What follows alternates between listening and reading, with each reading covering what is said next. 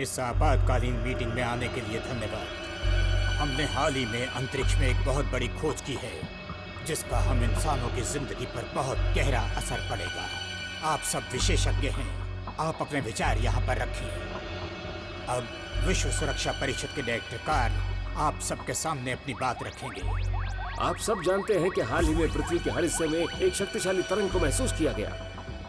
इस शक्तिशाली तरंग का केंद्र हाल ही में हुए हमारे शोध से जुड़ा हुआ है। डेटा से पता चला कि वो एक छोटा तारा है जिसने पृथ्वी पर वो शक्तिशाली तरंग छोड़ी थी।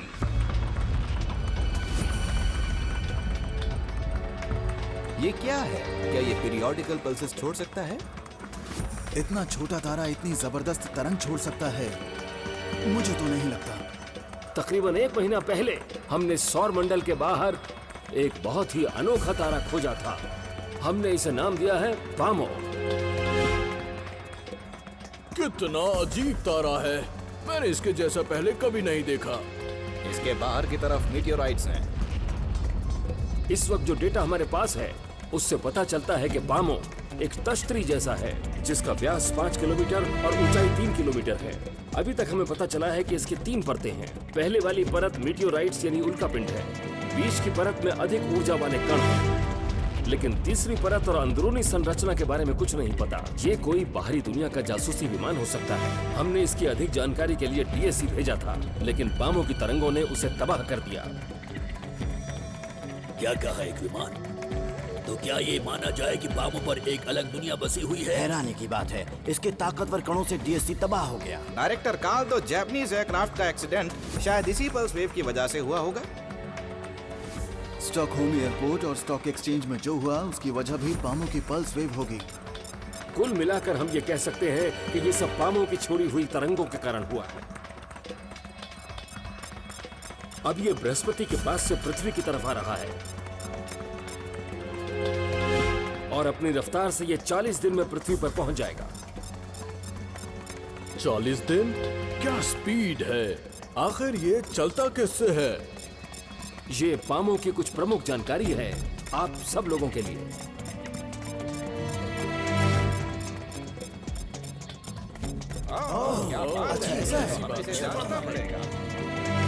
चलिए ठीक है डायरेक्टर कार्ल, इस सब को समझने के लिए हमें कम से कम आधा दिन चाहिए।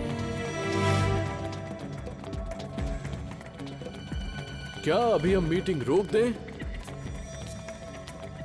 ठीक है, अभी रोकते हैं। आधे दिन बाद मीटिंग फिर शुरू होगी।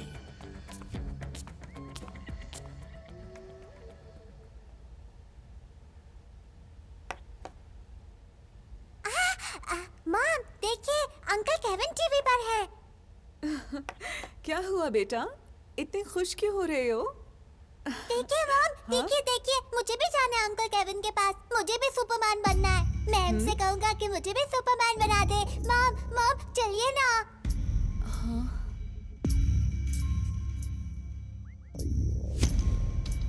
पामो के बारे में जानकर मुझे लगता है कि हमें इसे कुदरती मानकर बात करनी चाहिए।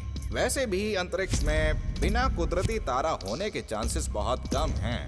जो लोग ये मानते हैं कि उन्होंने एक्स्ट्रा टेरेस्ट्रियल इंटेलिजेंस को डिस्कवर किया है, उन्हें हमारा एनालिसिस बहुत मायूस करेगा, क्योंकि हम मानते हैं कि पामो एक नेचुरल स्टार है। प्लीज हमारे एनालिसिस का रिजल्ट देखिए। हमने पामो से जुड़े मटेरियल को बहुत ध्यान से पढ़ा और जांचा।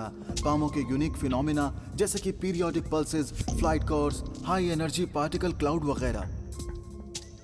ब्रह्मांड में कई ऐसे तारे हैं जो तरंग छोड़ने में सक्षम हैं। बीच में रोकने के लिए माफी चाहता हूँ, लेकिन फ्रेंच विशेषज्ञ ने एक खास बात पर ध्यान नहीं दिया। सामने देखिए, हमने पामो की तरंगों को अच्छी तरह से जांचा। इन तरंगों में कई तरंगें मिली हुई हैं। इसका मतलब ये साफ है कि पामो किसी आम तारे या ग्रह की तरह बिल्कुल नहीं है। फिर भी यह मुमकिन है कि पामो तरंगें पैदा करने वाले सितारों का उन्नत रूप हो। अगर पामो 2 या 3 टकराने वाले ऐसे सितारों का मलबा है तो भी पामो से ऐसी मिली जुली तरंगें निकल सकती हैं। फिर आप उस हाई एनर्जी पार्टिकल क्लाउड के बारे में क्या कहना चाहते हैं जो इसके चारों तरफ है? टक्कर होने पर हाई एनर्जी पार्टिकल्स बिखर जाते। हम जानते हैं कि पामो एक जबरदस्त टक्कर होने के बाद भी अपने चुंबकीय क्षेत्र से विद्युत कणों के बादलों को अपनी तरफ खींच सकता है। हम इस संभावना से इनकार नहीं कर सकते हैं। क्या आपने ध्यान दिया कि पामो की तरंगे कैसी हैं? आकाशगंगा में ऐसी पल्स वेव होती हैं, लेकिन वो केंद्र से निकलती हैं, ठीक एक बल्ब की तरह। लेकिन पामो की पल्स वेव्स या कहें कि तरंगे धरती को निशाना बना रही हैं, चाहे वो कहीं भी हो। अमूमन ऐसा किसी आम तारे में देखने को नहीं मिलता है। कुछ समझ में नहीं आ रहा है, लेकिन हर वो चीज जिसे हम एक्सप्लेन नहीं कर पा रहे उसे एक्स्ट्रा टेरेस्ट्रियल नहीं कह सकते। मेरे पास इससे जुड़ा एक वीडियो है जिसे देखने के बाद आपको एक नई सोच मिलेगी। डॉक्टर स्मिथ, मैंने इस वीडियो को पहले कभी नहीं देखा। ये कब बनाया गया? 10 साल पहले का है। इसे धरती पर पायनियर 10 ने भेजा था। क्या कहा? पायनियर 10 ने? लेकिन उससे तो बहुत पहले संपर्क टूट गया था। उस समय नासा ने सबको यही बताया था, लेकिन असलियत में अमेरिका का secret institute X7 management centre बाहरी दुनिया के बारे में खोज कर रहा था, ये देखने के लिए कि क्या अंतरिक्ष में जीवन की संभावना है। हाँ, अब कह सकते हैं कि 10 साल पहले जो खोजा गया था वो पामो ही था, और पिछले 10 सालों से डेटा में कोई बदलाव नहीं आया। अगर पामो एक बाहरी दुनिया है, तो ये उस सिविलाइजेशन की है जो हम इंसानों से कहीं ज्यादा आगे है। हमें इसे टाइप 3 सिविलाइजेशन में शामिल करना चाहिए। आप सभी लोग चुप हो जाएं। मुझे इससे कोई मतलब नहीं है कि बाहरी दुनिया है या नहीं। ये मीटिंग खोजबीन के लिए नहीं रखी गई है। हमें उस मुसीबत से बाहर निकलना है जो पामो की वजह से है। मैं यहाँ बैठे सभी सदस्यों से अपील करता हूँ कि जैसे ही पामो हमारे हथियारों की पहुँच में आए, हमें उस पर हमला कर देना चाहिए, और हमला सबसे खतरनाक हथियार से होना चाहिए। खतरनाक हथियार से आपका मतलब है हमको क्या परमाणु हमला कर देना चाहिए? सिपाही होने के नाते मेरा फर्ज है पृथ्वी की सुरक्षा, चाहे पामो हमसे तकनीक में आगे हो या ना हो। अगर वो खतरा है तो मैं मिलिट्री एक्शन लेने से पीछे नहीं हटने वाला हूँ। देखिए, ये 3 हिस्सों में बटा हुआ है। एक जोखिम भरा है, एक हिस्से में मुस्तैदी की जरूरत है, और एक हिस्सा सुरक्षित है। पामो के बारे में हमारी समझ कहती है कि इसके सुरक्षित हिस्से को पार करने की संभावना 50% है, मुस्तैदी वाले हिस्से की 40% और जोखिम वाले हिस्से को पार करने की 10% है। दूसरे शब्दों में कहें तो पामो की पृथ्वी से टकराने की संभावना 10 में से 1 है। मेरे ख्याल से आप सबको पता है कि अगर ऐसा हुआ तो अंजाम क्या होगा। हमारा अनुमान बताता है कि पामो के हमले के कई परिणाम हो सकते हैं। अगर वो समुद्र में गिरा तो 20 किलोमीटर ऊंची ऐसी तूफानी लहर उठेगी जो USA, Mexico, Australia, China, India और यूरोप में तबाही मचाते हुए लगभग पूरी दुनिया को खत्म कर देगी। दुनिया की 70% अर्थव्यवस्था तबाह हो जाएगी और 3 अरब लोग उसी समय मारे जाएंगे। अगर पामो पृथ्वी से टकराता है तो अपने टकराने की वजह से 1000 किलोमीटर दूर तक सभी जीव जंतु को खत्म कर देगा और पृथ्वी पूरी तरह से बदल जाएगी। और आपको याद होगा कि एक आम उल्कापिंड ने डायनासोरों को मिटा दिया था। जनरल, अगर पामो कोई बाहरी दुनिया है तो ऐसा नहीं होगा। लेकिन तब क्या होगा अगर वो खतरनाक हुए तो? मानव सभ्यता पूरी तरह खत्म हो जाएगी। पामो की तरंगों को हम सब जानते हैं। जब उसकी तरंगे इतनी खतरनाक हैं, तो अंदाजा खुद लगाइए। मेरी सलाह यह है कि उसका मुकाबला हमें घातक हथियारों से करना चाहिए। क्या आपके पास और भी कोई उपाय है परमाणु हमला करने के अलावा? हे, याद है उस दिन जब मैंने कमाल किया और सब मेरे फैन बन गए? मुझे कॉफी ऑफर की गई। तुम्हें पता है केविन, तुम्हारी सबसे अच्छी और खास बात क्या है? तुम अपने मुंह मियां मिठू बने रहते हो। हाँ, दिखा खेला रहे हो और कहावत कुछ और बोल रहे हो। बंधु, केले के झमेले से निकलो और कुछ करो। देखा, शताब्दी से भी तेज हूँ मैं। अरे तुम लोग झगड़ो मत। सली और ओलिवर अभी तक होश में नहीं आए। पता नहीं उन दोनों की हालत अब कैसी होगी। सच कहूँ तो मुझे भी चिंता हो रही है। झूठा कहीं का। झूठा? इधर मैं बताता हूँ। इधर कौन है झूठा? तुम सब अब बड़े हीरो बन गए हो। कमेटी ने बातचीत के बाद ये तय किया है कि तुम्हें लेकर एक खास टीम बनाई जाए। मार्टिन, तुम्हारी जिम्मेदारी होगी तरंगों पर निगाह रखना और उससे बचाओ। केविन और स्टोन, तुम विशेषज्ञों की निगरानी में अपनी शारीरिक जांच करवाओगे। Yes sir. अब जबकि पामो ने अर्थ पर सिग्नल भेजा है तो क्या हम पहले उसे समझने की कोशिश करें और फिर एक्शन लें। कुछ भी हो, लेकिन पामो पहली ऐसी बाहरी दुनिया होगी जिसका हमसे सीधा संपर्क होगा। सिग्नल को डिकोड करने में स्टैनफोर्ड कॉस्मिक इंफॉर्मेशन इंस्टीट्यूट के प्रेसिडेंट शील्ड का कोई मुकाबला नहीं है। प्रेसिडेंट शील्ड, पामो से जो तरंगे आई हैं उनके बारे में आप कुछ बता सकते हैं? पामो की तरंग की हमने शुरुआती जांच कर ली है। इस जांच से हमने पाया है कि पामो की तरंग में दो अलग अलग तरह की चीजें होती हैं। पामो से निकली तरंग की ऊर्जा अचानक कम हो जाती है। तो मुझे लगता है पामो जानबूझकर ऐसा करता है, या फिर वो कुछ कहना चाहता है। प्रेसिडेंट शील्ड, क्या आपको और पता चला उस खास तरंग के बारे में? पामो की तरंग में जिस तरह से ऊर्जा ज्यादा भी है और कम भी, ये बात अपने आप में बिल्कुल अनोखी है। अभी तक हम बेहतर समझने के लिए उन दोनों तरंगों को अलग अलग नहीं कर पाए हैं, लेकिन हमें कामयाब होने के लिए ज्यादा देर नहीं लगेगी। प्रेसिडेंट शील्ड, आपका मतलब है कि आप पामो की तरंगों को समझकर उसकी जानकारी हमें देंगे? अभी जो मैंने कहा वो जानकारी निकालने के बारे में है, और समझने के लिए हम कोशिश तो कर ही सकते हैं। कोशिश कर सकते हैं? कितना समय लगेगा इसमें? और वैसे हम किस जानकारी के निकलने की उम्मीद कर रहे हैं? मैं इसके खिलाफ नहीं हूँ, लेकिन एक बात याद दिलाना चाहता हूँ कि हर गुजरते लम्हे के साथ पामो नजदीक आ रहा है और पृथ्वी खतरे की तरफ बढ़ती जा रही है। क्या आपको नहीं लगता कि पामो पर परमाणु हमले की बात सोचना जल्दबाजी होगी? मेरे हिसाब से हम 20 दिन से ज्यादा इंतजार नहीं कर सकते। उसके बाद पामो पृथ्वी के करीब पहुंच जाएगा, और तब हमने अगर उस पर परमाणु हमला किया तो उसके साथ साथ हमें नुकसान ज्यादा उठाना पड़ जाएगा और हमले का कोई मतलब नहीं रह जाएगा। इसीलिए हमें हरकत में 20 दिन पहले आना होगा, तब जाकर हम पृथ्वी को सुरक्षित कर सकते हैं। और अगर उसने अपनी रफ्तार बढ़ा ली तो हमें फौरन ही कोई निर्णय लेना पड़ेगा। आप सब थोड़ी देर शांत हो जाएं।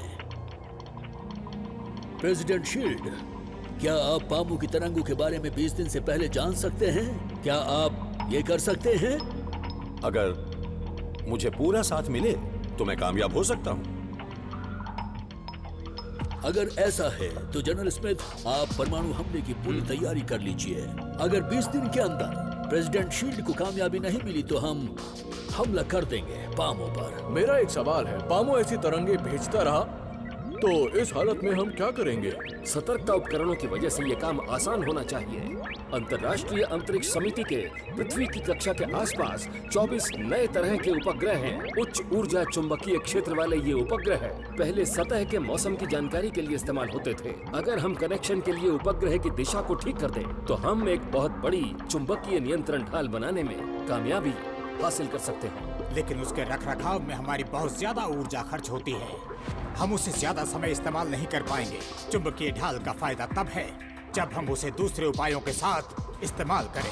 कार्ल, आप एक काम करें, पामो की तरंगों का पहले से पता लगाने के लिए एक समिति बनाएं। मैं अभी ये काम करता हूँ, आप कुछ तो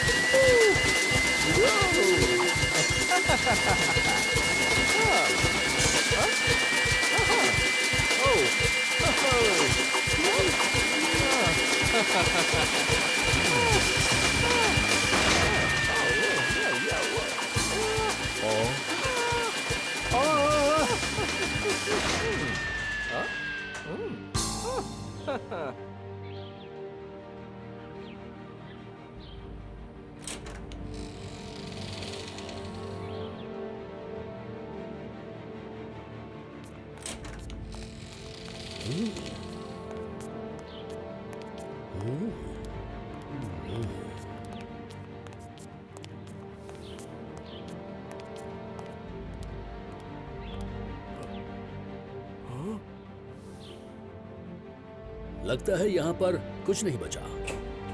उन्होंने कुछ करने के लिए कहा था। जहाँ तक मुझे याद है कुछ नहीं कहा।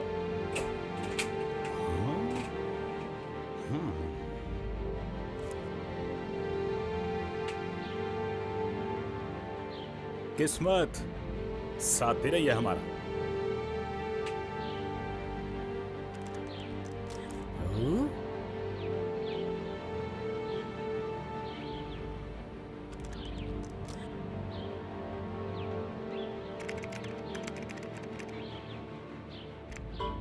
जैकलिन का नाम डालकर कोशिश करो।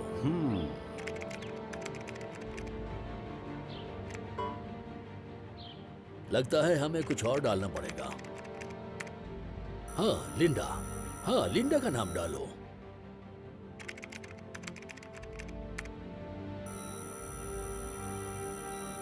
लिंडा कौन है? उनकी बेटी का नाम है। लगता है उनको लिंडा से बहुत लगाव था। यहाँ भी मुझे वही बातें पता चली जो पहले पता चली थी, इसलिए अब कोई शक नहीं रह गया। बचे हुए अमीनो एसिड को निकाल पाने में कामयाबी नहीं मिली। पहले निकाले गए डीएनए मॉलिक्यूल्स और साथ ही पीसीआर में किया गया सुधार भी बेकार गया, क्योंकि ये पता नहीं चल पाया कि ये नमूने खराब तो नहीं। देखो, यहाँ पर कुछ अजीब लग रहा है। ये वाली जानकारी शायद जैक की डायरी में भी थी। इस सिद्धांत में मुझे किसी का साथ मिलने की उम्मीद नहीं, पर मैंने जो खोजा है उस पर मुझे पूरा विश्वास है। डीएनए का सबसे बेहतर होना और स्थिर होना प्रकृति के नियंत्रण में नहीं है। बिना किसी बाहरी असर के ऐसा होना बिल्कुल भी मुमकिन नहीं है। बल्कि मैं कहूँगा कि सच तो ये है कि मैंने अपने अनुमान को सही साबित कर दिया है।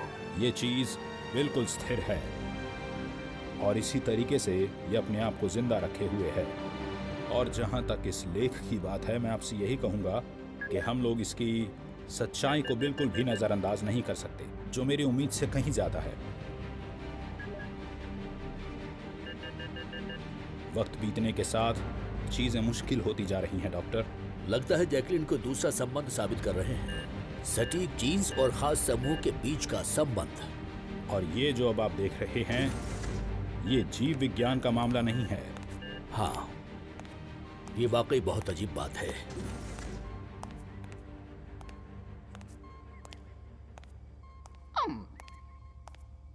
हाय डायरेक्टर कार्ल, यह है केविन और स्टोन की ताजा मेडिकल रिपोर्ट। कैसी चल रही है ट्रेनिंग? उनकी बॉडी फिर से सामान्य हो चुकी है और स्टोन के फिजिकल टेस्ट से पता चला है कि वो 5 से 6 टन वजन उठा सकता है और केविन की जांच बताती है कि वो 40 मीटर पर सेकंड की रफ्तार से आसानी से दौड़ सकता है। सच में ये तो बड़ी हैरानी की बात है। जी डायरेक्टर, लेकिन डेटा पूरा नहीं मिल पाया क्योंकि सारी मशीन टूट चुकी हैं। बस उनके टूटने से पहले का ही डेटा रिकॉर्ड हो सका। मशीन तो और आ जाएंगी।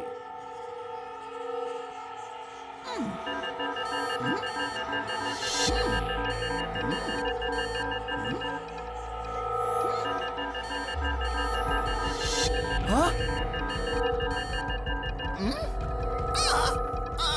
इसका कारण वो तरंगे हैं। क्या तुम्हें यकीन है? क्योंकि पिछली बार भी ऐसे ही दर्द हुआ था। सभी विजिलेंस ऑर्गेनाइजेशंस इलेक्ट्रॉनिक इक्विपमेंट के लिए इमरजेंसी प्रोटेक्शन शुरू करें और सभी पावर फैसिलिटीज बंद कर दें।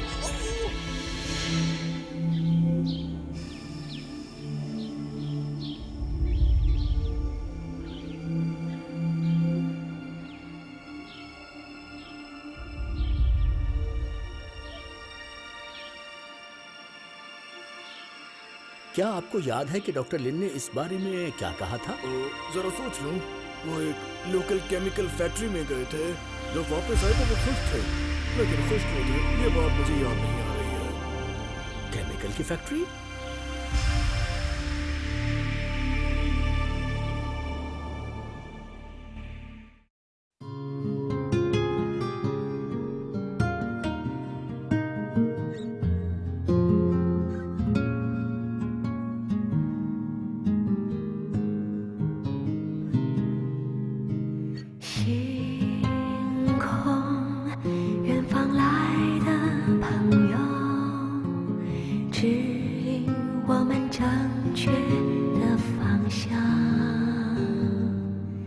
穿越漫长银河，带来的希望，改变世界所有倾向。有情的